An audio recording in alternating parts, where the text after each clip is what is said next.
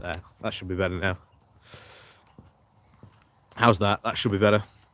Annoyingly, this again isn't working. I don't know why this isn't working, but that's incredibly annoying. It works sometimes and then it decides not to, which is annoying. Issues with that at the moment, but never mind.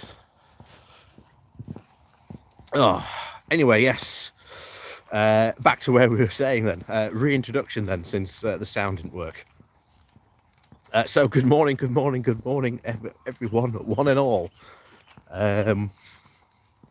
Welcome yet again to the Good Morning Walk.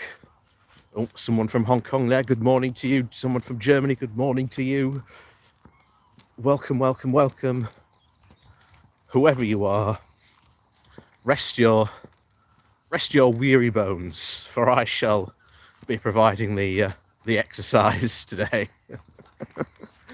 So, interesting times ahead. Today's topic of conversation, I think majorly we're going to talk about, because we've talked about the Labour Party for the past couple of weeks. Today we're going to talk about the Conservatives, because for the casual observer, everything seems a bit hunky-dory. So everything seems to be going well. However, not all is going well in the Tory party. Yes. Where's my flag? Yes. Unfortunately, my Yorkshire flag got left in. Where did I leave it now? Was it in France? Yes, I left it in Lyon. Unfortunately. But you know, you go to the global village in the JCI conference, and then everyone around the world comes together and brings their own booze, and then you do what they call 80 shots around the world, and by the time you're halfway through it, you tend to forget where you leave stuff. So all I know is my Yorkshire flag got left somewhere in Lyon. So some of you may have noticed the time at the moment. We are earlier than usual. That is because we have a hard out today. I am competing just in a couple of hours' time at 9 o'clock in a Tri-Nations debating competition, which will be good. So we do have a hard out today, so that's why we are earlier than normal. So I have a worrying feeling that I'm going to get pinged while I'm or even phoned up while I'm doing this live stream, because I fear it's going to be my teammates telling me that we've had the debate topic, so we've got to prepare. So hopefully we'll be able to have a normal Good Morning Walk today. But as I say, back to the topic at hand, because for the last couple of weeks, or the last couple of Good Morning Walks, we've really focused on, my problems with Labour, why I think they're really the best party to join, and why I think that's the only really viable way to create some change here in the UK. However, we've not really talked about the Tory party much, so I think it's worth talking about them, because, as we said at the beginning, from the casual observer, from the outside looking in, you'd think everything's going well for them at the moment. But you only have to, as shall we say, scratch the Boris, and not everything is as well as it may seem to be on top. So, like all things, we have to go right back to beginning. So we have to go back really, really, really way back to their absolutely staggering loss back in the general election of 1997. And essentially they got an absolute drumming, is the best way to put it. Tony Blair pretty much cakewalked to victory. Even dare we say it, what we would now consider conservative news media outlets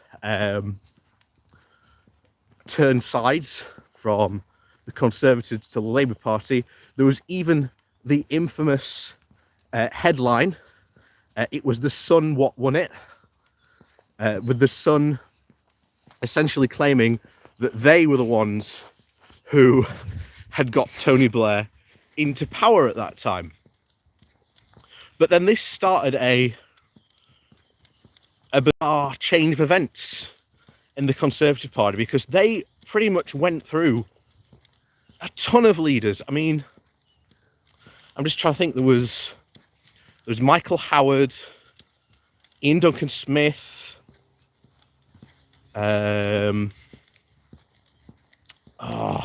I can't remember the rest, but yeah, essentially there was this directionless Tory party.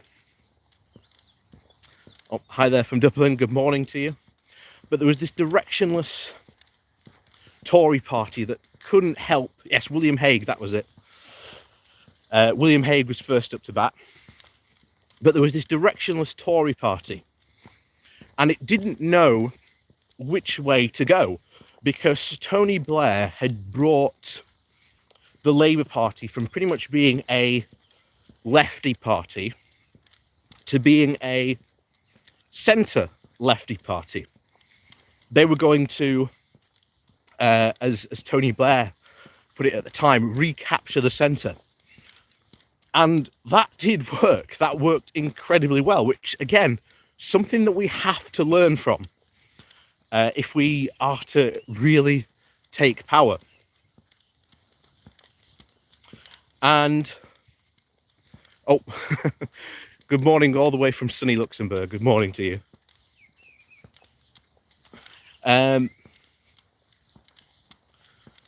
So they were completely directionless until a guy called David Cameron turned up. And Cameron was like, okay, you're heavily pushing what were essentially all the policies of Thatcher of the 80s, and people had grown tired of those policies. They didn't want them anymore. So obviously in comes springing Tony Blair with this new neoliberal, what was called the Third Way at the time, that massive neoliberal revolution that swept the globe at the time. And the Conservatives didn't know how to fight it. But along came David Cameron and said, I know how to fight it. We've got to abandon the right and our a lot of those deeply entrenched positions that we hold, and we've got to move and retake to the centre. And it worked. It really did work. However, didn't work all that 100% too well, because as we all know, Cameron's Conservative Party at that time, ended up going into coalition with the Lib Dems. And essentially that was the first time the Conservatives had gotten into power since 1996. So they were out for quite some time. They were out for quite some time. Someone just said they want some ponies, so for those of you wanting some ponies, ta-da! There you go, thumbs up for the ponies. So this era was quite an interesting one, because they had to work together, or well, I say work together, with the Liberal Democrats. But as you may very well know, during that time, there very was a serious push left over from the Margaret Thatcher era of all times. And of course, these were the Eurosceptics, or what was soon to become, they were known by that time as there's the ERG. And the ERG were a very core, hard right group of conservatives who very much pushed their Euroscepticism, but they were all really, at the core, free market fundamentalists who wanted to finish Thatcher's revolution, the idea that we could deregulate everything in the UK, and this would unleash the potential of Britain. And you might think that seems something very modern of me today to say, but no. What we are hearing today, and these policies that the current Tory party is pushing, have been very much policies since the days of Margaret Thatcher. This is what has taken over the Conservative Party, this complete and utter, we need to free market. I call them the free market fundamentalists all the time, because that is exactly what they are. As far as they are concerned, the government should have absolutely no role in regulating the markets or the economy, and businesses should be free to do whatever they like. So that was David Cameron. However, during those years lost in a somewhat electoral wilderness, something emerged, and of course that was UKIP. Now, at the time, everyone saw UKIP as this very fringe, not wieldy party. I mean, this was going back to the time of the 90s, where it was run by a guy called Robert Kilroy Silk, if people remember that far back, of the party, and he was a chat show host at the time. So, good morning to the people joining us. Good morning to you. Yes, we are earlier than normal. Like I say, I've got a hard out today. I've got a debate competition coming up later today at 9 o'clock. I'm starting at, so I will be. I might even have to do a runner, so the walk might be shorter than normal today. Just so you're aware. But please do remember to hit that like button while you're here. And if you would like to support the channel a different way, there is my Patreon page down below, as well as my one-off donation link called Buy Me a Coffee, where you can buy me a coffee. So that's the shilling done.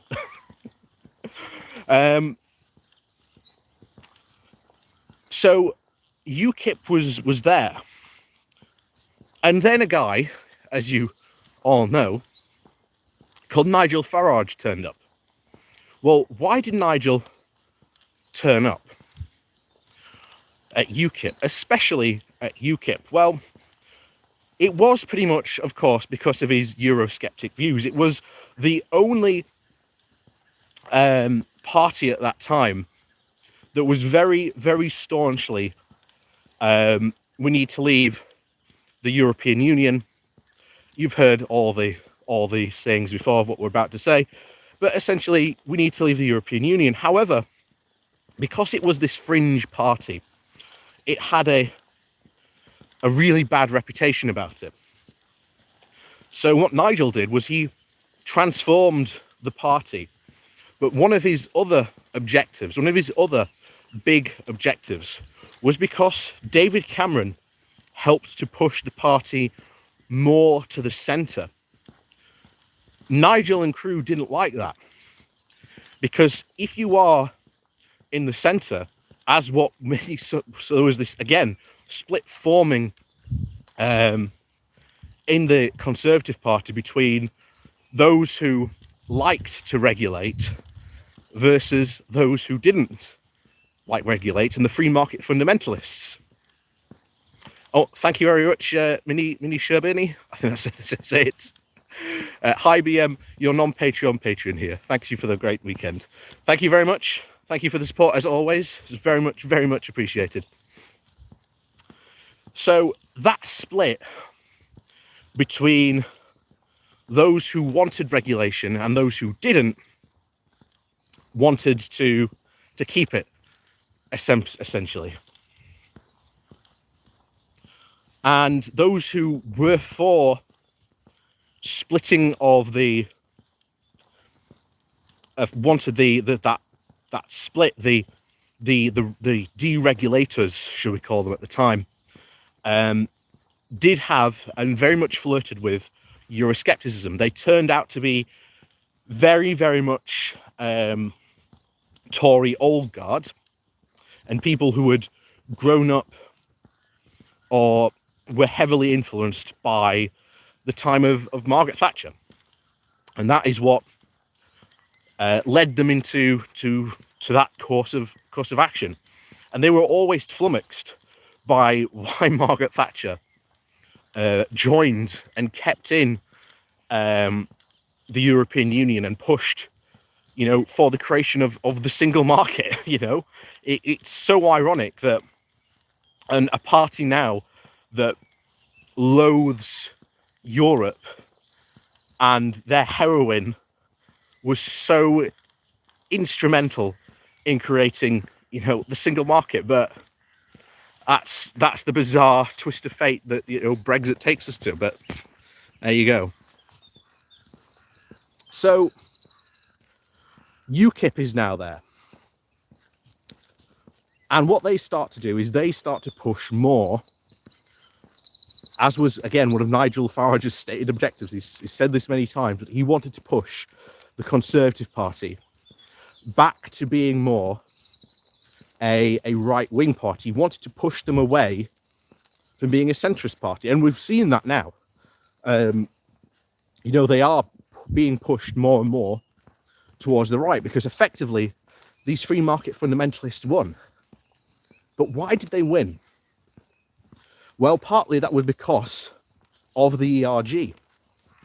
The ERG was at the time a group of 22 very prominent Conservative MPs whose, shall we say, decision at the time was to,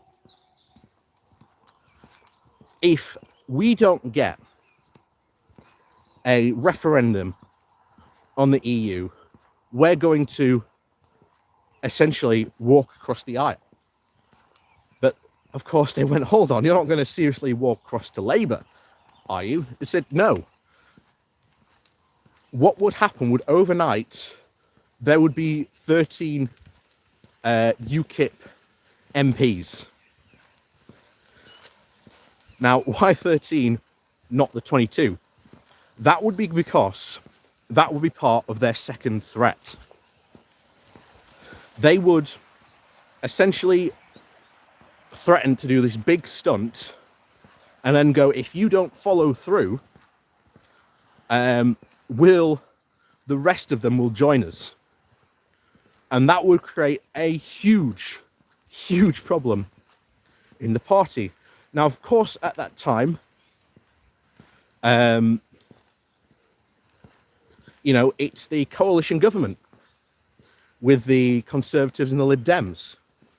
So it works out perfectly because the Conservatives did not expect to win the next general election. Oh wow! Oh, thank you for those Hong Kong dollars. From David Falconer, our HK Dem protesters are fleeing over to Britain, which is slowly becoming an authoritarian state. Not too dissimilar from the one they're all escaping. All I can say is when they start to protest outside the Chinese embassy, I think they're going to be in for quite a shock. So you are right there. I do want to talk about that at some point, but like I say, today we are on a time tight schedule today. And I think that deserves a lot more deeper diving into than it needs to be. All I have to say is that, shall we say, the free speechers out there, those guys who love their free speeches, we're celebrating this. They said, oh, you guys on the left have been telling us that these types of laws would never pass. Well, actually, no. What we were saying was we would never pass these types of laws. What you guys were saying, it would be the left that would pass these types of laws. So that's all I've got to say on it today, but maybe we'll talk about it some more next week. In fact, I've got some stuff planned to talk about it next week, so don't worry, I'm not staying silent on it, shall we say. But anyway, back to our heroic boys at the Tory party at the time. So David Cameron's in a massive bit of a hissy fit. You know, the lads over at UKIP have been causing a huge electoral stir. They've been siphoning off Tory voters. They've won a large proportion of seats that would have normally gone to the Conservatives in the European elections. And of course, David Cameron at the time was potentially looking and staring right in the face for defeat at the Tory party at the next general election. So what's a man to do about it? So he comes up with this situation. He goes, look, we need to unite the party. We need to unite them behind the next election. We need to win votes back from UKIP if we are going to stand any chance of winning at the next general election. Now, however, what was, I think, the real thing that won them it was the fact that they blamed everything, all their government failings on essentially the Lib Dems. You know, they couldn't do anything because of the Lib Dems. It was the Lib Dems' fault. And I think that was far more effective than actually promising a referendum. But promise one, he did. And of course, he won. And unfortunately, this gave the ERG even more power, because now you'd promised one in your manifesto. Now, parties not keeping manifesto promises is not particularly new, but obviously this one was different because you had the ERG on the inside and you had the UKIP on the outside, both with that threat of, if you did not give us it, then there would be that walk-off. Patrick, I'm early because, like I say, I'm competing in a debating competition in a couple of hours' time, so I've had to kick off early this morning. So that's what happened, and we got into that situation of, well, now Cameron has to pull that referendum lever. He's got pretty much no other choice. And of course, if you've ever seen, and again, I highly, highly recommend it. There is a 2-part documentary called The Cameron Years. I think that was it on BBC? I'm pretty sure it was. But it's a 2-part documentary, and it is well worth a watch, because one of them talks all about the coalition years, goes over that. The next one is all about what is essentially the referendum and the vote and how they lost. And David Cameron says it himself. The referendum was essentially about a fight in the Tory party about, first of all, the big ideas at the time, the ideas of, regulation versus deregulation, how much control government should have in regulating the market. That wasn't, that was the big issue, the big ploy at the time. And of course, that was the main thing. You then had, of course, the actual Conservative infighting of, Boris and Gove, who both, at the time, according to, again, you can go back to this thinking of who would even lead the Leave campaign. And Boris and Gove were both firmly going to stand behind Cameron in the Remain camp. That was what the political thinking was at the time. But of course, even he said it himself. It was like being, stabbed in the back when he heard about this. So that was essentially the referendum. The next part of this story, or the next part of this Tory story, the next part of this Tory story comes from after the referendum. Cameron walks out, says, "We've lost. I can't lead this party," mainly because everyone had pretty much stabbed him in the back during the referendum. And essentially, in many parts of the referendum, it had become a dirty laundry session, especially by the Leave campaign, attacking Cameron straight up.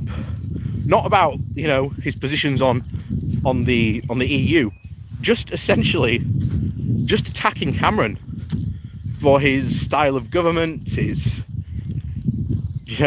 whatever you make it. So there was really, I think, as we saw a lot of people say, they voted to put the boot into Cameron. Turned out to be a very winnable strategy. But of course, Leave won. Very, very unexpectedly. And even Boris and Gove, on their big victory speeches, didn't look very happy about the fact that they had won. Again, to have a machine that could read their thoughts on the night. That would have been indeed a fantastic. We would have seen some fantastic thoughts, I think, flying through their heads. So on comes the election battle, and you would think, having been able to exert so much power on the Tory party, that the next leader, that clearly the next leader had to be a Leaver. So it had to be either Boris or Gove, and lots of people did put bets on as to who would win, that they would be the clear frontrunners. But neither of them ran in that election. And instead, remember, Theresa May won purely on the basis that all her opposition dropped out. Because, as we've said before, all the Tory leavers knew what was about to happen. They knew the power the ERG had. They knew about the problems that were going to happen, the problems in negotiating, and essentially they wanted to pass it all to Theresa May and essentially let her take the blame. And in a way, I sort of slightly respect Theresa May for actually taking the position, knowing full well was about to happen. Now, I still don't like Theresa May, but, you know, you have to show respect where I think respect's due certain times. And I think that is absolutely certainly at one point where she deserves, you know, respect. And of course, the May years, or the May government, they're her first big test, of course, was the triggering of Article 50. And Article 50 would essentially kickstart the movement to leave the European Union. But as what many people said at the time, what's the plan? You know, now that Leave has won, what was the plan to leave the European Union? And of course, to answer that, there was none. There was never a plan. You know, Brexit was just an idea, but without there being a plan. It's like someone saying, right, you're going to climb that mountain. And then the answer comes, well, how are we going to climb it? Which face are we going to approach from? What gear and equipment are we going to need? Are we going to need oxygen? So this was what we always talk about. There was no plan. And the triggering of Article 50 showed this. It showed the split between the Conservative Remainers and the Conservative Leavers, and those who essentially just bended to the will and just decided, we'll just go with this and see what happens. Because some of them were really scared about losing their seats. You know, they were worried that in the next general election, you know, Farage would... Oh, we've got some...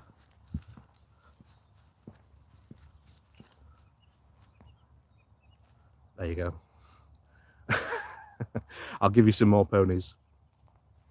So Farage was incredibly influential at that time. Thinking about... Oh, having a smell.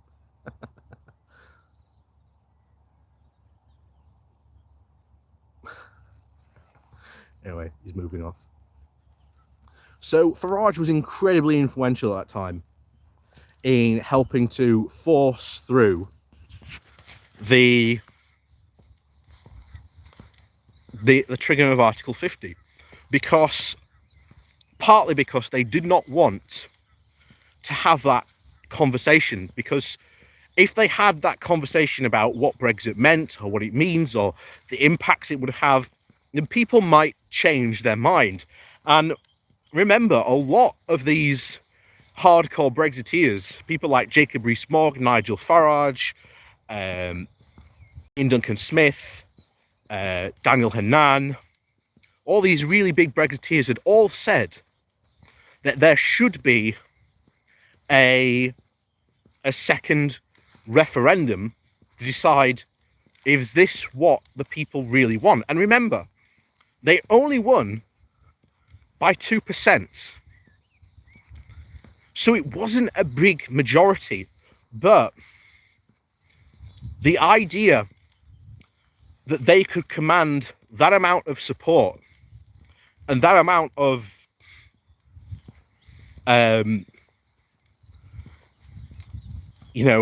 electoral support did mean to a lot of Conservatives, well, hold on, if we back Brexit and get it done, then there's a chance we could win massive majorities in general elections. And at the time, that's what the political thinking was. This is why Theresa May triggered a general election. Because according to her numbers at the time, if she held an election, she could win a massive majority. But of course, as we all know, that wasn't to be, and as a result, they then had to prop up, had to be propped up, shall we say, by the DUP. And this really led to them being even more held captive, by the Brexiteers. They were really the ones dictating where the power would go. And they also succeeded in getting more, shall we say, removing more of the moderate Conservatives and getting more far-right Conservatives to be MPs, those who would back them. And of course, this led to the very more turbulent May years, because they essentially wanted what's happening now. They wanted the hardest possible of Brexits they could possibly get their hands on.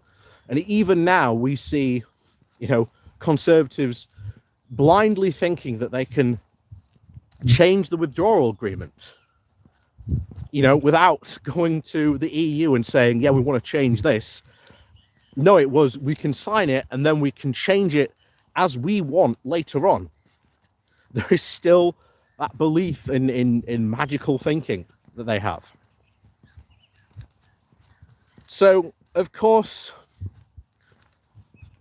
May can't pass the withdrawal bill. 3 times she tries, and every time she's defeated every single time. So she's left with no option but to call for another general election. And unfortunately, Labour and the Lib Dems backed that plan as well. They should not have voted for it. In probably one of what will go down, and I'm sure will be discussed for years to come, should of the Lib Dems and Labour have backed that general election that she called. Who knows? I think that's something that is going to be discussed for years to come in the annals of political history and science. So this brings us now to the government we have now. Boris came in on that leadership election and essentially ran that general election as essentially a de facto Brexit campaign. He ran it on purely on that single issue. And as I've said before, you never, ever, ever, ever vote for a party on a single issue at a general election. It is not a good idea. Never a good idea. And as a result, they won big. They took seats which had never, ever had a Tory MP before. So this, again, and Boris finally passes Theresa May's deal, which it was, even though Boris can claim it is his. It was the withdrawal agreement that Theresa May had signed all along, and we went through an entire political theatre of a year of would Boris or not sign the deal. And of course, we are now living and will be living with that consequences of that deal for certainly some time to come. But as we said at the beginning, is all really that well in the Tory party? The answer to that, of course, is no. Because some of you have seen David Cameron on the news appearing more and more recently, because Cameron still really is the de facto leader of these moderate Tories. And these moderate Tories are now starting to find a new voice, because remember, the Conservative Party is the party of business, and you can't have all these businesses crying out how bad all this new red tape is, how about it's affecting their business, how about they're not as competitive in Europe as they used to be, without, you know, some kickback or some noise from the Conservative Party. And this is what we are now starting to see in the party, but not in the parliamentary party. We are starting to see this in the non-party, the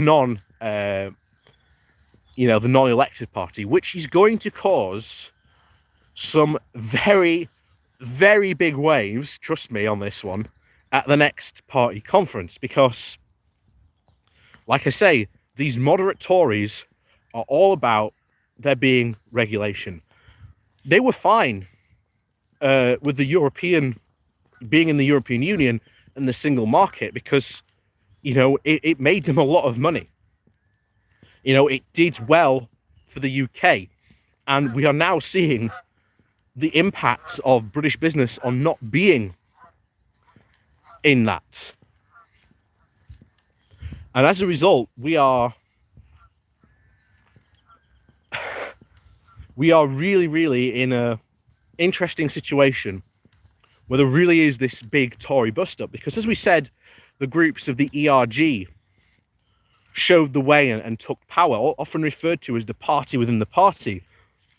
There are now other groups. There's not only the ERG, there's the Northern Research Group, there's the Coronavirus Recovery Group, there's the one on, woke culture, which is completely ridiculous, which is pretty much responsible, by the way, for the new policing bill, because they don't like people protesting. So they're the ones behind that, and you won't be surprised that Priti Patel is part of that group. So all the signs are there. All the signs for essentially a massive Tory party bust-up are there. The barrels of gunpowder are being stacked high, because there's not only just these different groups with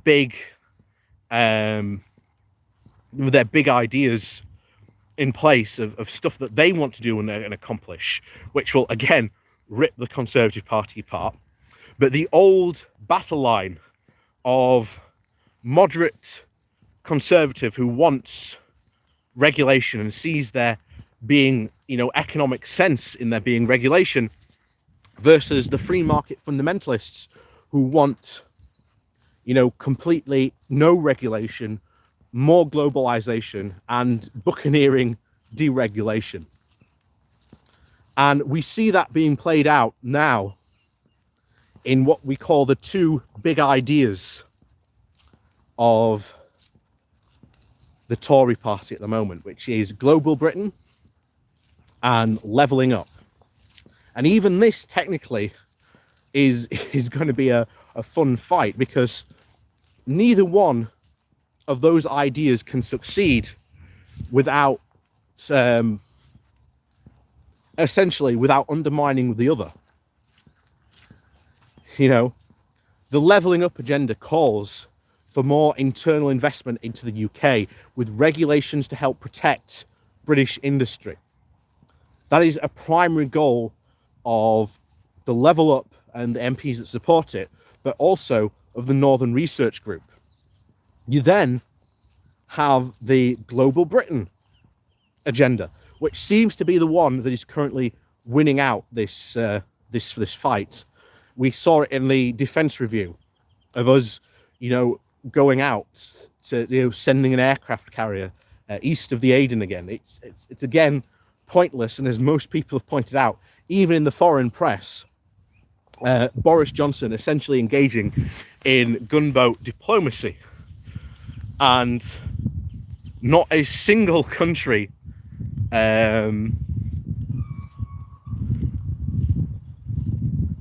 is going to react well to that when that happens. So it's all there. All the signs for a bust up are there. The question is, what causes it?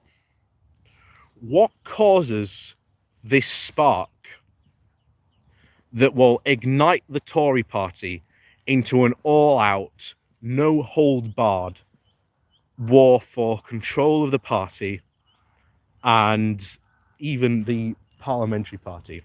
It is going to be one corker of a fight, I'll tell you that now. And I think what could be the catalyst for that is when Boris leaves, when there's another election. Because if there is, all those factions are going to put up their candidates, there's going to be blood spilt, the knives are going to be out, and like I say, it's going to be no hold bars from the word go. Because up for chance is the control of the Conservative Party, and even getting in to power yourself and really controlling the agenda for your party. And that, ladies and gentlemen, is going to be the fight to watch out for. But the question is when will Boris go? Now, because of the coronavirus, I'm going to have to change my predictions. I really am going to have to change my predictions on when Boris will go, because again, there have been rumblings that Boris wants to go. The question is when is he going to go, and then who stands? I think that's a different question entirely, but the question of when Boris goes is still to be played out. I now think that if Boris can somehow calm the coronavirus down and get things back to some sort of level of normalcy, I think as soon as he's done that, he will pack his bags and run for the hills. Because Boris wants to get in on all this chumocracy that he's created, and he'd far rather be with his money than in number 10. So that's the situation that the Tory party is in. All the signs are pointing towards a colossal bruise up, because you cannot have all these very different ideas competing in the same party, because sooner or later one will lose, and that will upset the apple cart. And when that upsets the apple cart, that is when it's going to do. But the question is when will the horse bolt? When will Boris bolt? And now we've got to wait and see. Because when that happens, that is when it's going to kick off. So we've got to play a waiting game and see what happens. But let me tell you now, it is going to be one corker of a fight that we see. So with that, like I say, I did say that I had a hard out today. Like I say, I'm off to go compete in a debating competition. So wish me luck for that. Please do remember to hit that like and share button on your way out. And of course, down below there is a link to my Patreon page and a one-off donation link. So thank you to all those people who do support me that way. It's very much appreciated. So go have a corker of a weekend. You know, as I always say, if you can't be safe, be sensible. And if you can't be sensible, be safe at least. And we'll see you next week for another good morning walk. We'll see you all soon.